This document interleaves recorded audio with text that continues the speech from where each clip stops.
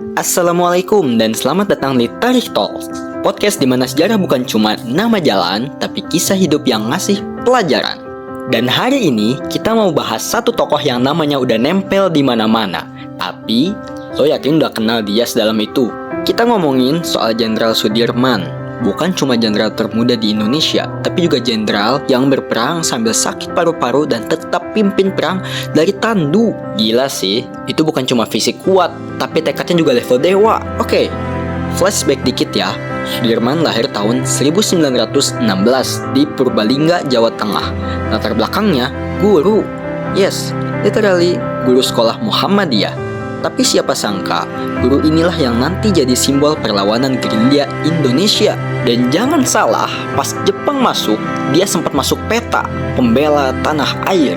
Disitulah dia mulai diasah jadi sosok militer. Yang menarik, tahun 1945, baru proklamasi, Sudirman langsung naik daun karena menangin pertempuran di Ambarawa. Dia pimpin pasukan rakyat ngalahin pasukan Inggris dan Nica. Bayangin, pas orang-orang masih bingung negara ini berdiri atau enggak, dia udah mikirin strategi perang. Dan akhirnya, usia 29 tahun, Sudirman dilantik jadi Panglima Besar TNI.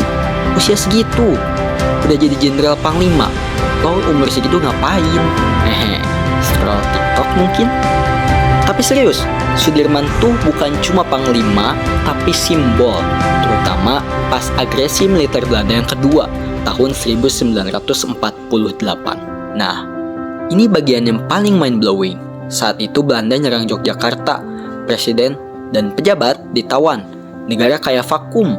Tapi Sudirman, dia kabur ke gunung sambil bawa penyakit TBC. Paru-parunya rusak, tapi masih pimpin pasukan gerilya. Bro, dia literally perang sambil ditandu. Lo kebayang nggak?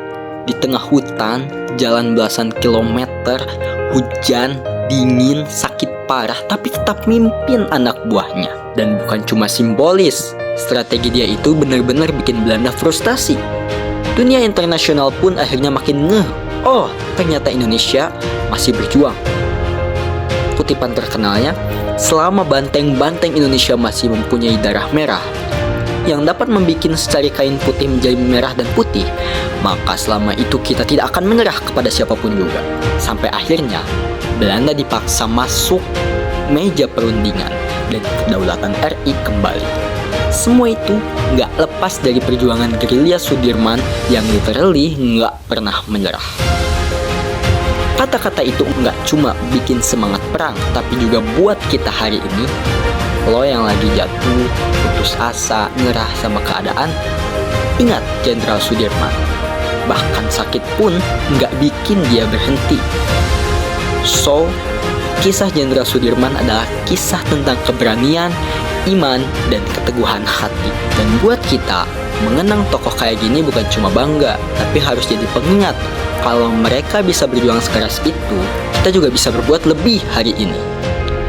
Thank you banget udah dengerin episode Tarikh Talks kali ini. Kalau suka bahasan sejarah yang dalam tapi tetap santai kayak gini, sampai ketemu di episode berikutnya.